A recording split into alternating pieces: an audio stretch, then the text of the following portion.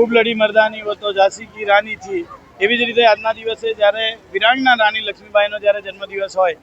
ઝાંસી રાણી circle ખાતે દર વખતની જેમ વડોદરા મહાનગરપાલિકા તેમજ સાયનાથ એજ્યુકેશન ચેરિટેબલ ટ્રસ્ટના અમારા તમામ જે રાણી લક્ષ્મીબાઈ મહિલા મંડળ છે તેમના દ્વારા પુષ્પાંજલિનો કાર્યક્રમ રાખવામાં આવે છે। એવી જ રીતે વડોદરા શહેરના મેયરશ્રી સાથે અમારા ઓપોઝિશનના એવા અમારા સાથી કાઉન્સિલર એવા બત્તુભાઈ જે વિરોધ પક્ષના નેતા છે, તમામ જે વડોદરાના મહાનગરના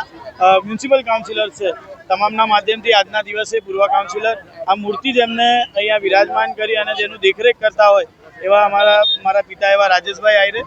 તેમના થકી આ મૂર્તિ 19 તારીખ 2013માં આ મૂર્તિનું અહીંયા સ્થાપન કરવામાં આવ્યું હતું અને આવી જ રીતે ત્યારથી લઈને આજ સુધી રાણી લક્ષ્મીબાઈની અહીંયા પુષ્પાંજલિ કરવામાં આવે છે। અમારી જે આજુબાજુની શાળાઓ છે, CH વિદ્યાલય, નૂતન વિદ્યાલય, આ તમામ શાળાઓ અહીંયા આવે છે અને પુષ્પાંજલિ કરતા હોઈએ છીએ। ત્યારે રાણી લક્ષ્મીબાઈએ જે મેસેજ આપ્યો છે કે ફિરંગીઓની સામે એકલા હાથે જ્યારે લડતા હોય ને માનનીય પ્રધાનમંત્રી શ્રીનો પણ એક જ મેસેજ હોય કે સ્ત્રી સશક્તિકરણને મહત્વ આપવું અને એવી જ રીતે આજે જ્યારે મહિલાઓને પણ 50% જ્યાં અનામત મળતી હોય અને તેનો માત્ર ને માત્ર એક જ પ્રેરણા સ્ત્રોત છે, ત્યારે રાણી લક્ષ્મીબાઈ કે જેને 300 ફિરંગીઓને એકલા હાથે હરાવ્યા અને આજે એમની આજે જન્મદિવસ છે તો તેમને